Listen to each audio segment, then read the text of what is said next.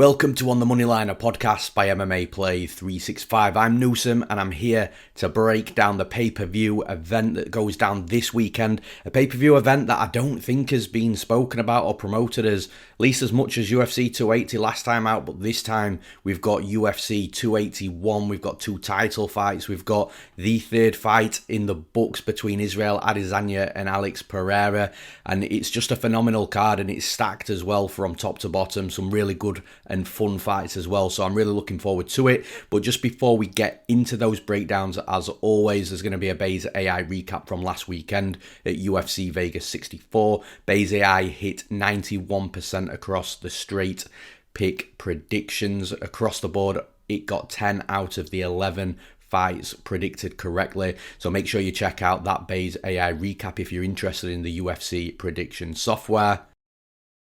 But I'm not going to keep you guys waiting any longer, so let's get straight into it. The main event for the UFC Middleweight Championship, we've got Israel Adesanya versus Alex Pereira, and this is a great fight. It's a fight that clearly the UFC have been wanting for a long time. You know, Pereira's had that quick push up to a title shot. And, you know, it's not hard to understand why from a marketing perspective, because like I mentioned in the introduction very briefly, you know, this is the third fight between both of these fighters. Alex Pereira and Israel Adesanya have met twice before in kickboxing. Pereira winning both of those fights. The first fight back in 2016 by decision. The second fight in 2017 where, you know, that's the highlight reel that you're going to see. If you haven't seen it already, you will be seeing it all throughout fight week and leading up to the fight as well. That's the brutal knockout with the left hook that sparked Israel Adesanya out cold. However, the main point to mention here is this is MMA, it's mixed martial arts. There's a big difference between what's going to go down in the cage than what went down in the ring, you know, a number of years ago twice. But, you know, both fighters are very different as well from what they were back then, especially Israel Adesanya, who's definitely grown as a fighter, an athlete, and as a mixed martial artist. And he is the more complete mixed martial artist, although I will say Alex Pereira, that camp that Glover Teixeira's got going on, you've got Alex Pereira, you've got Dominick Reyes, you've got Wellington, Turman, all three of those guys on this card. So they're putting in really good work. And again, a guy like Glover Teixeira is your head coach. You go into improving MMA, especially with your jiu-jitsu game. But the thing is, like, this fight for me, it's a head and heart type of thing. Like, my heart's saying Alex Pereira's going to get the big shock, the big knockout win and, you know, move forward as the middleweight champion. But, you know, you revert back to your head and what you're seeing, and I just can't see Israel Adesanya from that perspective dropping this fight. Like, yes, Alex Pereira's got big power, big explosions, and that's great, and he's a real danger to Israel Adesanya because of that. However, the problem that comes with the power and the explosions of Alex Pereira is he's been able to capitalize on this power and explosive game on fighters that are just standing straight in front of him with little to no movement. And you look at Sean Strickland, clear example. Sean Strickland was there to be hit. You know, there was no head movement. He was standing square on. He got hit with a big left hand and knocked out. Like, that is what's going to happen if you're standing in front of Pereira, staring at him and trying to outwork him in regards to kickboxing. But Israel Adesanya is much different. He's got speed, he's got movement, he's elusive. He's one of probably the best striker in the UFC in regards to technical ability. But then, like I said, the speed, the movement, the reads, the switching of stances, I just think he's going to be too much for someone like Alex Pereira. And yes, Alex Pereira's got that finishing upside. There's definitely a chance that Alex Pereira could knock Israel Adesanya out if he was to catch him. And I'm not saying that he can't catch him, but I just don't think Pereira's going to be able to hit him too many times, at least with something clean and flush, because of the way Adesanya moves around. And then you've got to think of Adesanya's attack as well, coming from different angles.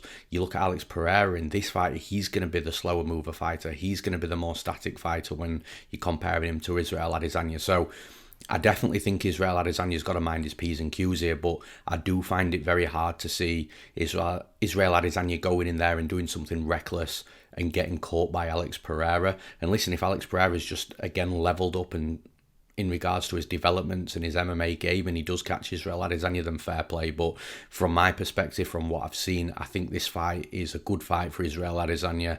He's going to have a fight where Alex Pereira, I think, is going to bring the best out of him as well. So for those reasons, I'm picking Israel Adesanya to remain the UFC middleweight champion.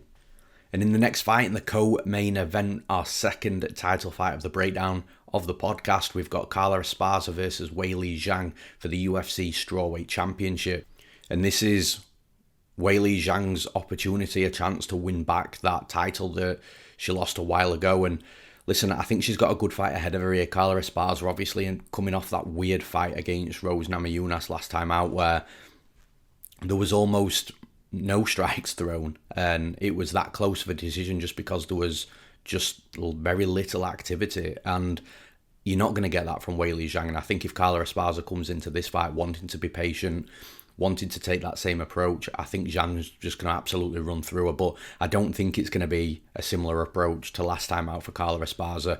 I think Carla Esparza is going to want to come into this fight looking to close the distance straight away, to look to wrestle Weili Zhang. But obviously the big talking point with Zhang and the social media post that went viral a few days ago was obviously Weili Zhang lifting Francis Ngannou up off his feet on her shoulders with that single leg. And I think Weili Zhang's strength, her power, her explosiveness, I think is enough to be able to nullify Carla Esparza's wrestling game. I think from a pure wrestling perspective, Carla Esparza is the better wrestler, but is she going to be able to take Weili Zhang down? Maybe, but I don't think she's going to be able to do it often enough. And when she does take her down, I don't think she's going to be able to keep her down for long enough either.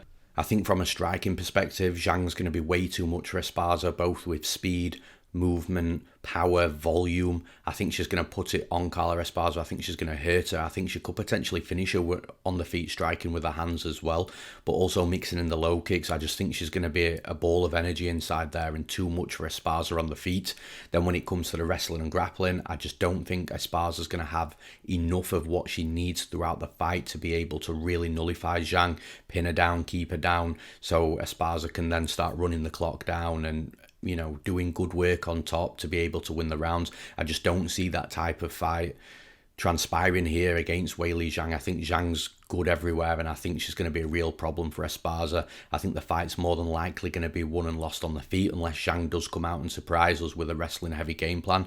And again, I feel like even though Esparza's the better wrestler, I think if either of these fighters are going to be having success wrestling and getting topside control, I probably point that in the favour of Zhang. I'd probably give that edge to Zhang in that respect. So with that in mind, with the striking, massive striking advantage, explosive power, speed, movement advantage on the feet that Weili Zhang's going to have as well, I'm finding it hard to look past her. So for those reasons, I'm picking Weili Zhang to become the new UFC Strawweight Champion. And in the next fight, the fact that this isn't even the co-main event just speaks to the levels of how stacked the top of this card is.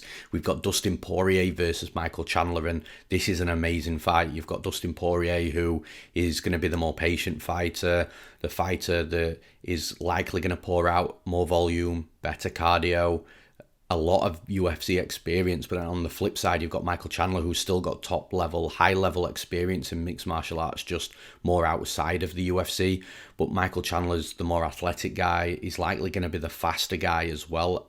Definitely the fighter with more power, but slightly less volume, slightly less cardio. And listen, this is what makes this fight absolutely amazing, in my opinion, because you've got a fight pretty much with two strikers, fighters that like to keep the fight on the feet, but very different strikers. And I think Dustin Poirier is going to come into this fight and try that patient approach. He does have a finishing upside from the volume perspective, the accumulation of volume, where he just becomes a little bit too much. And suddenly, once he started to really piece his opponents up and they're getting a little bit hurt little by little throughout the fight, that's when he can start putting some strikes together that are landing clean. And because of those strikes that are landing clean after he's wore his opponents out, that's what's giving him power in order to be able to finish his opponents.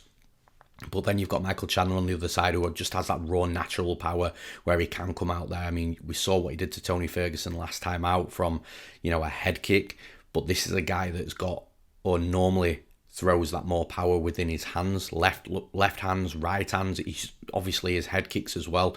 This dude's got explosivity and power everywhere. And I do think it's going to be a close fight in parts. I think both fighters are going to have the moments, but I am edging towards Michael Chandler here because of just that crazy explosive athletic ability that he's got.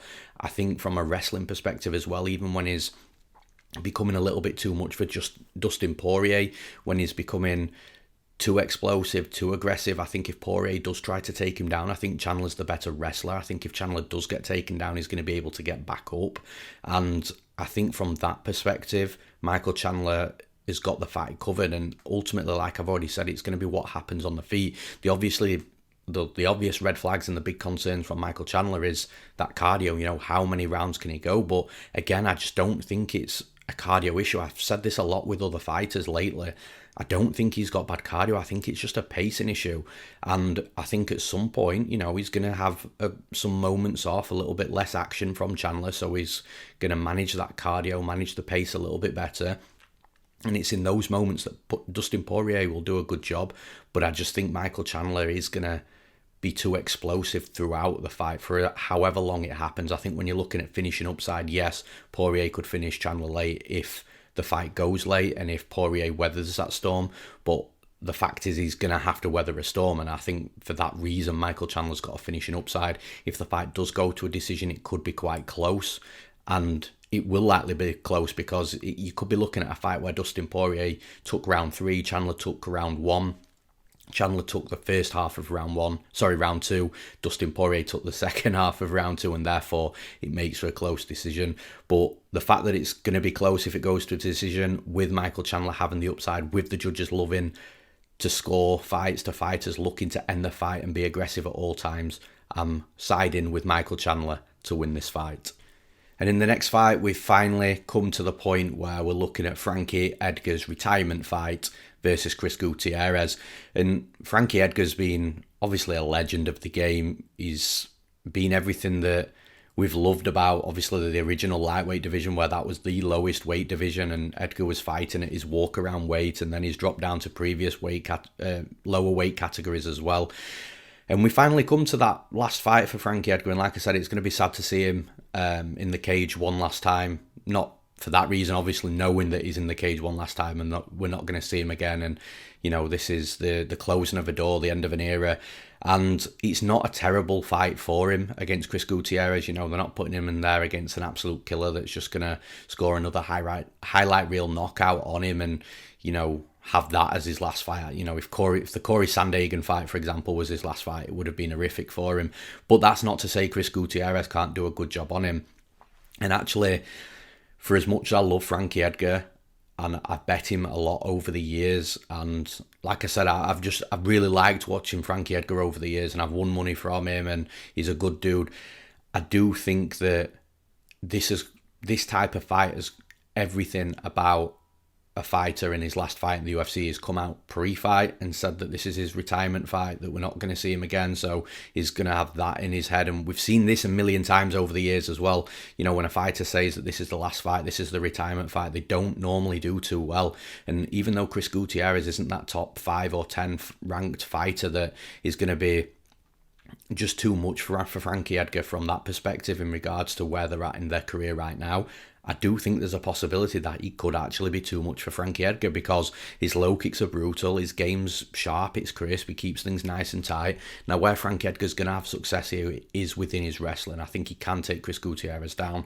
I think if he does take him down, he still has that ability, that level of control on top. But whilst the fight's on the feet, I just think Frankie Edgar's taken a lot of damage. He's been in a lot of wars. He's going to have the retirement in his head as well, rather than being hungry and focused for moving up in the rankings throughout his career and looking, to get the best out of, like I said, his career, because he knows he's at the end of his career, whereas that's where Chris Gutierrez is right now.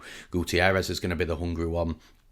And whether this is Frankie Edgar's retirement fight or not, this is a good name on Gutierrez's record should he get a win. So I think Gutierrez is definitely going to be in this fight in regards to his mental perspective. He's going to be hungry. He's going to be determined to get a win and get Frankie Edgar's name on his record. Like I said, the low kicks are brutal from Chris Gutierrez. I think he can really get off on them, and if he does get off on them early, I think he could potentially slow Frankie Edgar down. The wrestling, the takedowns will be difficult for Frankie Edgar with a hurt leg as well. So I think with everything surrounding this fight, as much as it pains me to say it, I am going to be siding with Gutierrez. So I'm picking Chris Gutierrez to win this fight.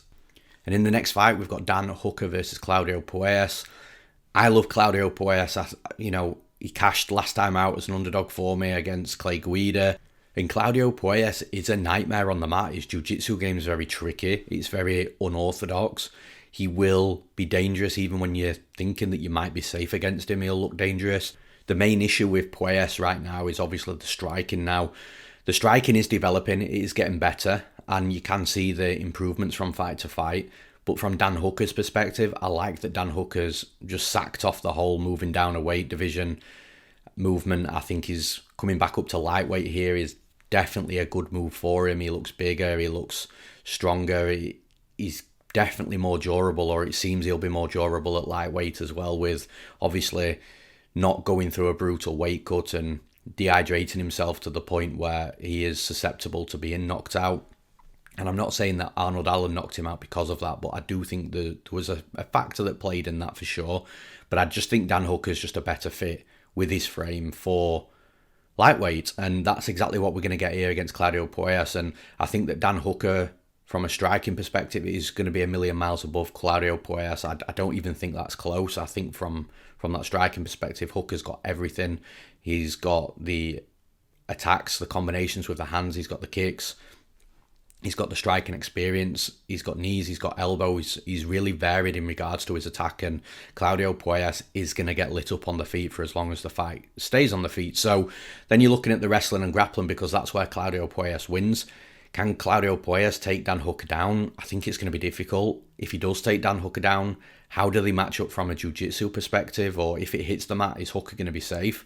I kind of think Dan Hooker's submission game and grappling game is actually pretty good, to the point where I'm not saying Puelles can't be dangerous on the mat. I'm just saying that I don't think he's going to be as much of a threat to Hooker as what he would have been, or what he was to a Clay Guida, for example. So I think when you're looking at the big edge here, the biggest gap in skill, I think that is on the feet striking, because Dan Hooker's levels above Puelles. Although Puelles is a nightmare on the mat in his own right, I just don't think he's going to be a nightmare enough for somebody like Dan Hooker, who is, like I've already said, he's got a good grappling and submission game. So for those reasons, I have to be leaning towards Hooker. So I'm picking Dan Hooker to win this fight.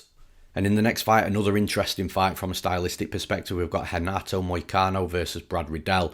Now, obviously, the big issue here for Moicano is the power of Brad Riddell. Moicano can be a little bit hittable as well, and Brad Riddell hasn't got this absolute freakish power, but he's an experienced striker. He's a lifelong striker. He's got a ton of striking experience outside of mixed martial arts as well.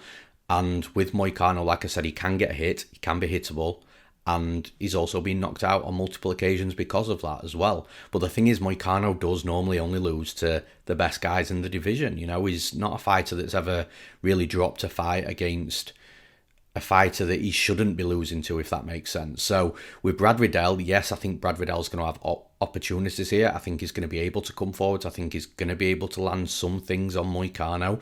But Moicano's striking's actually not that bad. It's just his defense that's just a little bit sketchy. But from an offensive perspective, Moicano's decent. We saw what he did last time out again, well, in his last win against Hernandez. He's got decent striking, decent combinations. He's got knees. He likes to close the distance. And the reason he likes to close the distance is to try and get the fights down to the mat. And this is where I think the biggest gap in skill is in this fight, because Moicano's jiu-jitsu is very, very good. Brad Riddell doesn't have a bad ground game. He doesn't have a bad defensive wrestling game here. But Moicano doesn't use the traditional style of takedowns with the single legs and the double legs. It's more body locks and trips and trying to hop onto the back. So although Riddell's anti-wrestling is decent, I just don't think it's the type of anti-wrestling that he's going to need in this fight for Moicano. I think Moicano, with him being the taller, longer fighter, I think he's going to be more difficult inside the clinch when he's getting those body locks. I think the trip takedowns are going to be there for him. I think if he does get on top of Riddell, I think Riddell initially can do good work getting back up to his feet. But if Moicano stays on those takedowns, I think he's going to be able to hold Riddell down more and more the longer, or the more times he takes him down, should I say. And like I've already mentioned, Riddell's going to have his moments, he's going to have his opportunities, but I think if Riddell doesn't get that knockout early against Moicano, I think it means that the fight will go a little bit later. If the fight's going later and Moicano's doing well, it's because I think he's going to be able to get those takedowns. He's a massive submission threat with the rear naked choke once the fight gets down to the mat. I think Moicano is going to be competitive with Riddell on the feet, which is where Riddell's best, but then you add in the jiu-jitsu game of Moicano, and I do think that the right fighter's slightly favoured here. So for those reasons, I'm picking Renato Moicano to win this fight. And in the next fight, we've got the returning Dominick Reyes versus Ryan Spann. This is an interesting fight at light heavyweight. Obviously, Dominick Reyes is now on a 3-fight losing streak, but you look at those 3 fighters, we're talking John Jones in a fight that a lot of people thought that he won. Then we're looking at the Jan Blachowicz fight, which a lot of people were surprised about. Then we're looking at the Yuri Prohaska fight. And listen, Dominick Reyes was doing okay in that fight until he made a mistake. And, he could have been in a position where he's now fighting for the title again. And like I said, he's on a 3-fight losing streak, but those 3 fighters are the best fighters in the division. Ryan Spann isn't anywhere close to those fighters. However, that also doesn't mean that Ryan Spann's not dangerous in this fight. Ryan Spann's athletic, he's got power. He's just come off a win against Iwan Kutalaba, which although Iwan Kutalaba's not at the top of the division, he's never an easy fighter for anybody, and he's kind of in that gatekeeper role where if you can beat Iwan Kutalaba, then there's a chance that, you can do good things in the UFC.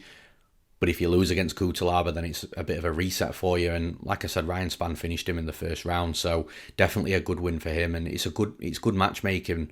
I think Dominick Reyes taking a year or so off, or a year and a half off, I think is definitely a good move for him. That's just given him a chance to reset because, like I said, he had been in some wars, he'd had taken a lot of damage, he'd been finished as well. So he's also moved his camp, or changed his camp now. Like I've already mentioned previously in the podcast, he's with Glover Teixeira and those guys at Team Teixeira, so I think that's a good move for him as well. Fresh faces, good bodies to work with, and also his head coach is one of the best fighters in his own division as well, so it's a great training partner, sparring partner for him as well. I think Dominick Cruz has still got some quality about his game. I just feel that now he's made some really good decisions, time off, change of camp, working with the right people. Not that he was working with the wrong people, but obviously every fighter has certain teams and certain teammates that work for them that might not work for somebody else. And I've got a gut feeling this is going to be a really good move for Reyes. I think he's got to mind his P's and Q's here against Ryan Spann, who is big, who is solid, he is athletic, he does have power. And listen, we could be looking at a Dominick Reyes that's just been in too many wars and now, can't really take too much heavy artillery coming back on him. But again, that's an assumption that we don't know. I think right now, looking at the fight, Dominick Reyes is the more skilled fighter. I think the fight's more than likely going to take place on the feet. If Ryan Spann does try and take him down, I think Reyes' takedown defense and his defensive BJJ is good enough for him to get back up to his feet. And because of that, I just think the fight is going to be won and lost in the striking department. I think Dominick Reyes is at risk of being hurt and knocked out because of Ryan Spann's power. But outside of that, if there isn't a knockout, I think Reyes has got finishing upside himself. He still hits hard with that sniper straight right hand from the backhand. And from a technical perspective, I think he's the better striker as well. So for those reasons, I'm picking Dominick Reyes to win this fight. And in the next fight, we've got Erin Blanchfield versus Molly McCann. Molly McCann, listen, she's one of the most hyped women MMA fighters right now. She's coming off 2 amazing fights where she's stopped her opponents and looked phenomenal doing so. She's talking the talk, she's walking the walk. But the thing is, and listen, I'm not taking anything away from Molly McCann, all fights in MMA, you look at the stylistic matchups, and I do think she's coming off a couple of good stylistic matchups for her in the way she fights. I think Erin Blanchfield is a potential future superstar, a fighter that is going to surge up the division, that is going to be a nightmare for opponents. And I think Molly McCann might have just bitten off a little bit more than she can chew with Erin Blanchfield. I love that she's not ducked the fight for a start, though. I love that she's, got that belief in herself to be in there. And I think from a striking perspective, she could be way too much for Erin Blanchfield, overwhelming. I think Blanchfield's striking is a development, is a work in progress, and we will see those developments. She's very young as well, so from fight to fight we will see improvements in all areas, but specifically the striking, because I think that's the area where She definitely needs the work, and that's the area where Molly McCann's going to really put it on her. But where this becomes a really difficult fight for Molly McCann is within the grappling. I think Blanchfield's got decent enough wrestling to be able to get this fight down to the mat when she needs to. And I think if this fight does hit the mat, or I think it's more of a case of when rather than if, I think Molly McCann's going to be out of her depth here. I think Erin Blanchfield's grappling is one of the best in the division. I think she's going to slice through her. I think she's going to be able to land ground and pound. I think her positional awareness is great. I think the transition from position to position will be great as well. I think there's a submission threat there also. And from Molly McCann's perspective, I just don't see how she remains that competitive off her back on the mat. Does she get back up to her feet? Maybe she does. You know, Molly McCann's no slouch on the mat.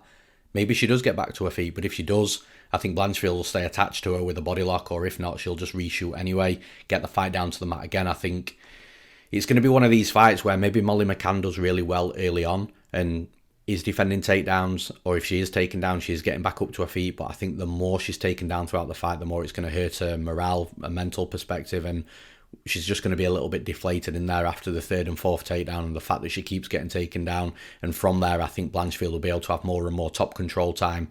That's more damage from ground and pound. That's more of a submission threat as well. And like I said, I think it's a tough fight for Molly McCann, where she might be the better striker maybe. We haven't seen the developments of Blanchfield from her last fight, obviously, to this fight. But I think Blanchfield has got a massive advantage in the grappling. And in the grappling, obviously from the wrestling, I think she'll be able to get the takedowns that she needs. So for those reasons, I'm picking Erin Blanchfield to win this fight. And in the next fight, we've got Andre Petroski versus Wellington Turman. Interesting fight here due to the wrestling, due to the grappling. And you look at the striking as well. I don't think either fighter looks that comfortable on the feet. But when we are looking at the striking department, I do think Turman is the better striker. Andre Petroski still looks very raw, very green in regards to his striking, a bit robotic. He doesn't really put combinations together. It's normally just one big shot, the big backhand, a winging hook, or a big overhand. And like I said, he doesn't really put too much together. However, he's dangerous with his striking because he's big for the division. He does pack power, and Wellington Turman's got to be careful of that because Turman has been knocked out a couple of times badly as well. So that's definitely an area Turman's got to be careful of. But outside of Petroski landing that one big shot from the striking perspective, I think Turman's the better striker, the more varied striker, although I don't think he's as dangerous. He's more point scoring and, you know, technical ability rather than having raw power. When you look at the wrestling, Petroski's got the wrestling background, so Petroski's going to be the better wrestler. But the thing is with Wellington Turman, we saw what he did last time out against Misha Cirkunov. You know, Cirkunov also a good wrestler. Cirkunov also massive for the division to the point he's now moved back up to light heavyweight. And Wellington Turman did a really, really good job of dealing with somebody like Cirkunov. Even when Cirkunov took him down in that second round, he whipped up an armbar so fast that I had to rewind it during tape a couple of times just to see how he'd actually set it up. And I think that Turman's dangerous enough on the mat to be a problem for Petroski. Now, Petroski's a brown belt in BJJ under Daniel Gracie. Daniel Gracie's guys, you know, are known for being very, very good grapplers. So Petroski might feel that he's comfortable with Turman, but where I think that this fight's going to be really interesting is if Petroski's not scoring the takedowns early, if he's not scoring the first takedown on the first entry and he's having to chain wrestle, the chain wrestling will be against the cage. And Wellington Turman is probably one of the best fighters that I've seen in the UFC in regards to what he does with his cage control. Like, this dude's so clever on the cage. He's got this ability even when he's out-muscled and out-strength. Like we saw last time against Misha Cirkunov, his ability to just change from position to position in those clinch positions against the cage, in the tight scenarios, you know, threatening takedowns, but threatening the takedowns to change a position in the clinch. His clinch work, I know it's crazy to say, we don't normally talk about a fighter in this way, but his clinch work's really good. So I kind of feel with Petroski, if Petroski's not hitting that first takedown and he's having to chain wrestle, I think that plays into Turman's game for sure. I think it's going to give Turman opportunities to put Petroski on his back, or maybe Turman jumps the back like he did against Misha Cirkunov and, you know, threatens chokes. I think it's a very close fight when you're looking at everything because there's not a great deal in the striking. Turman's got the technical advantage. Petroski's got the power advantage. Then you look at the wrestling, Petroski's the better wrestler, but if he doesn't get the first takedown, then Turman's the better clinch fighter. Then when you look at the fight on the mat, they're both very good on the mat as well. So it's a really close fight, but because of the clinch work in particular, which is the reason why I expanded upon that, that's the reason I'm going to be siding with Turman. So I'm picking Wellington Turman to win this fight. And in the next fight, this is, again, another interesting fight stylistically. I went into this fight liking one side, I came out liking the other. So we've got Ottman Azaitar versus Matt Frevola. Now, from Azaitar's perspective, this is an explosive fighter. He's not been in the cage for quite a while. Obviously, he had that issue in Fight Island with the bag that was found. And, that's funny. Listen, if you're not sure about that story, go and Google it. It is pretty hilarious. But anyway, so Azaitar's back now. He's a fighter with the power. He's explosive. He does have nuke bombs in his hands. When he does land, his opponents tend to go to sleep. And against Matt Frevola has been susceptible to getting knocked out. So from Azaitar's perspective there, I think he's going to be a massive threat for Frevola. However, I'm not sure how long Azaitar carries that power, because he doesn't really pace his power, or he doesn't really monitor his power in his hands, I think is a better way of saying it. He just tends to throw with 100% power in all of his shots. And, normally he catches his opponent in the early moments of the rounds and knocks him out. But I think what happens if Azaitar is challenged? What happens if he is taken out of the first round into the second and the third round and he's not getting the fight that he wants? Because Matt Frevola, I think, is just going to be shooting from the get-go here. His wrestling's good. His topside grappling, hit and miss. Sometimes he can keep his opponents down, sometimes he can't. Azaitar, again, is hit and miss defensively from his wrestling and grappling. Again, he can defend. We've seen him defend takedowns, but he is susceptible to being taken down as well. If he is taken down, we've seen him get back up to his feet, but sometimes he can just close his guard and accept position. So there's a lot of unknowns in this fight, but the thing is with Frevola, because he's a cardio machine, I feel like if he does go for the takedowns off the bat here, he's probably going to fail on a couple. He might be clinching against Azaitar against the cage, really wearing Azaitar down. That would be an advantage for Frevola. So even if he's not scoring the takedowns, just taking some of that gas tank from Azaitar, which again will zap some of the power from his punches. And I think it could be a fight that ends up like that, where Frevola, the early moments of this fight is close because Azaitar has landed a couple of strikes, but Frevola's closing the distance and just wearing him down little by little by little. And I do think if Frevola can get Azaitar out of that first round, I do think Frevola can then start really implementing his game round 2 and 3 and just becoming a little bit too much for Azaitar. It wouldn't shock me to see Azaitar knock Frevola out. It really wouldn't. It's genuinely a very close fight.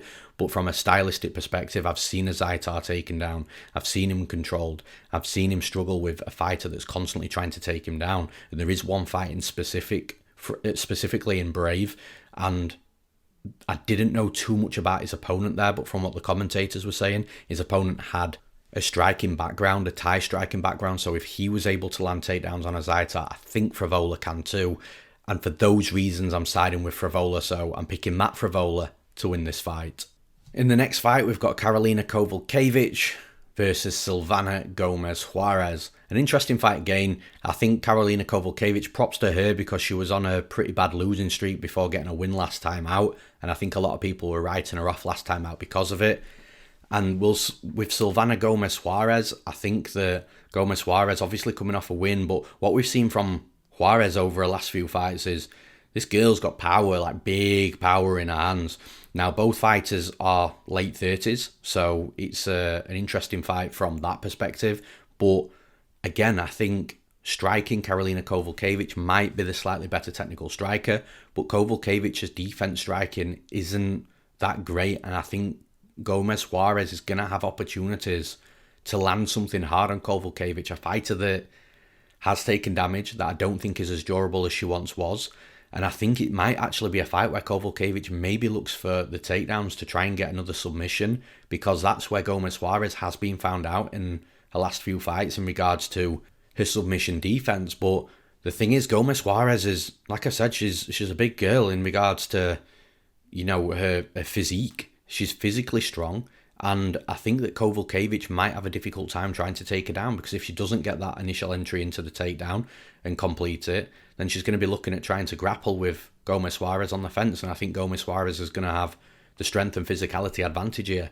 But then, like I said, from a striking perspective, yes, Kowalkiewicz is the better technical striker, but she's going to be available to be hit by Gomez Juarez, who has been flooring women in the UFC. So I think it's, again, a very close fight. I think Kowalkiewicz might have some moments in this fight. In fact, I'm sure she'll have some moments. I don't think it's going to be a whitewash, but I am siding with Gomez Juarez here because, like I said, I think she's got the finishing upside. I think she's going to be harder to take down in this fight. And on the feet, even though Kowalkiewicz might rack up the volume, I think the bigger power shots, the finishing, like I've already said, the finishing upside and just looking great in the judge's eyes, looking like she's trying to finish the fight, is going to be on the side of Gomez Juarez. Also, Kowalkiewicz might have a great round, get dropped and lose the round. So for those reasons, I'm picking Silvana Gomez Juarez to win this fight.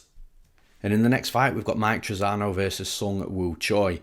Now, I've been banging the drum of Sung Woo Choi for a while now, but after the last fight against Joshua Culibao, I'm not sure where he's at. I don't know whether Joshua Culibao is just much better than I thought he was, or that I think he is, and I'm sure we'll find out, as I'm pretty sure he's fighting Melsik Bagdasaryan in Perth next year. But for right now, I am a little bit unsure about Sung Woo Choi because he just looked very off in that fight. He also was finished by Alex Caceres the fight before that as well. I was surprised about that, even though he was doing well. So yeah, Sung Woo Choi, maybe I was wrong about him, or maybe I wasn't, and he's just, he got randomly finished against Alex Caceres, and maybe Joshua Culibau's a beast that we don't know of yet. So against Mike Trizano, though, Mike Trizano's got a good all-round style. I think that Trizano is definitely the more likely fighter to engage in the wrestling and grappling than Choi. But Choi's striking, I still think is decent. I still think he's a good striker. He's sharp. He doesn't wing everything. It's crisp. He's tight. His defense is tight as well. And I do think from a striking perspective, he's going to be the better striker against Trizano. I think he's going to land the better shots against Trizano. If Trizano tries taking him down, I think Choi can be susceptible to taking down. But he does have strong hips. I don't think he's going to be easy to take down. And if he does, I also think Choi's got an okay get-up game as well. I don't think Mike Trizano's got this crushing jiu-jitsu game that is going to be able to keep Choi down for long periods of the fight. When you're looking at finishing upside, I think Choi packs a little bit more power. Maybe Trizano's got a finishing upside from a submission perspective, but again, the wrestling's not going to be easy, the grappling's not going to be easy, and I do think the fight is more than likely going to be won and lost on the feet, and that's where I think Choi is just a slightly better fighter here, so I'm picking Sung Woo Choi to win this fight. And in the next fight, the fact that this fight's so low down speaks to volumes of this card as well. We've got Julio Arce versus Montel Jackson, and I'm still not 100% convinced by Arce at certain levels in the UFC. And I think Montel Jackson is a fighter that, again, everybody was hyped about. The hype sort of died off a little bit, but I still think that there's a quality athletic fighter inside of Montel Jackson who is a good striker, is a long striker. His hands are the same size as Francis Ngannou's, if you've never heard anybody say that.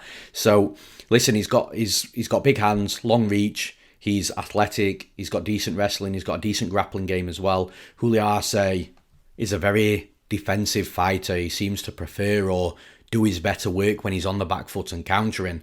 And the thing is, against Montel Jackson, if Jackson is going to be pushing the pace with the longer reach, I think Arce is going to struggle to counter someone like Montel Jackson. Then when you start mixing in a little bit of the wrestling, I think Jackson's got a decent wrestling game. I think he could potentially take Arce down as well. I think the fight's going to be relatively close, if I'm being honest. I don't think Jackson's going to run through Arce. There's not many fighters that I think would run through Arce. He's good enough to be very, very competitive with whoever he fights, no matter how much of an advantage they have in certain aspects of MMA. But I do think because Arce likes to be on the back foot, or prefers to be on the back foot at least, that Jackson is going to be able to dictate the pace and the range of the fight, which should give him big advantages in this fight, and just allow Montel Jackson just to be able to be calm and patient and just pick away at Arce and just do the better work over the course of 3 rounds or for however long this fight goes on. Again, from a finishing perspective, I'd have to say the upsides with Jackson, not because I feel like he's just a super dangerous fighter, but because I just don't think Arce is that much of a finisher. And again, I just don't think he's going to finish Montel Jackson. So I think Jackson has got a decent fight ahead of him because of the way Arce fights. Stylistically, it makes sense to side with Jackson. So I'm picking Montel Jackson to win this fight. And finally, in the last fight, the last breakdown of the podcast, we've got Carlos Ulberg versus Nick Negumereanu. And this is the type of fight where I kind of feel like the UFC matchmakers know exactly what they're doing. I think they're trying to build Carlos Ulberg up now. they're trying to build him up, but also test him and give him tough fighters, make him work. And so when we are looking at a fight in 2 to 3 fights time, you can look back at this fight and maybe say, look, Carlos Ulberg had a fighter in front of him that was trying to grind him, that was trying to make him work, that tested his cardio, because that's another thing. I think people think Ulberg's cardio is absolutely shot and shocking, and I don't think it is. I think it was just a pacing issue in that first fight. And listen, Carlos Ulberg landed around 170, 175 strikes in under 2 rounds in that UFC debut. That's going to tire any fighter out, especially a big guy. So I don't think the cardio is a bad thing. We saw Ulberg go 3 rounds, pacing it a little bit more. We saw in his last fight against Tafon Chukwue where he paced it a little bit more and he didn't come out hard and hot and landing big bombs and just ended up knocking Chukwue out with that check left hook. Now I do think that Nick Negumereanu has got that grinding, ugly, gritty game to him that could make Carlos Ulberg maybe tire a little bit more than what he wants to, maybe work a little bit harder than what he wants to. But like, looking at Nick Negumereanu's wrestling, I think the wrestling would be the best way for him to go here, because on the feet, Ulberg is quicker. He's technically miles ahead of Negumereanu. He's got more power. Negumereanu's hittable, massively hittable as well, easily hittable. So I think Ulberg is definitely going to have the opportunities to land some really hard shots and knock Negumereanu out. I think if he's knocking someone like Chukwue out, I think he can knock Negumereanu out. I think, like I've already said, Negumereanu's path to victory here, get into the wrestling, get the takedowns. But again, I just don't think his wrestling is that solid where he's just going to completely wipe the floor with Ulberg, take him down easily and spend a ton of time on top. Ulberg's strong himself, and the thing is, if Nick Negumereanu doesn't get that first takedown completed and they're against the cage, Carlos Ulberg's got that kickboxing Thai background where he's going to land hard knees, he's going to land elbows inside close range. He is going to be the bigger, stronger guy in my opinion. So again, he'll probably be able to turn Negumereanu on the cage. Then the wrestling and the takedown's gone. Ulberg can separate and go again. I think it's a tough fight for Negumereanu because like his biggest attribute is his toughness and his grit and his ugly style of fighting, but I just feel he gets hit way too much. He's going to be susceptible to getting hit by hard shots from Ulberg, and I just don't think his wrestling is at the level where he's just going to absolutely slice through Ulberg. So I think there's going to be moments for Negumereanu where he is draining that gas tank a little bit for Ulberg. I think Ulberg is going to be tested in that respect, but I think on the feet there's way too big of an advantage for Ulberg, a way too big a gap in skill. So for those reasons, I'm picking Carlos Ulberg to win this fight. And that's all for this episode of On the Moneyline for UFC 281. As always, thank you guys for tuning in. Thank you for the likes to the videos. Thank you for the subscriptions to the MMA Play 365 YouTube channel. We are trying to hit 1,000 subscribers, so we appreciate every single one of you. As always, if you are wanting to drop a comment in, tell me where you disagree with my picks. If you're betting, tell me who you're betting on. And from that perspective, I hope you crush the bookies. Until next time, I'm Newsome. Thanks for listening. We'll see you next week.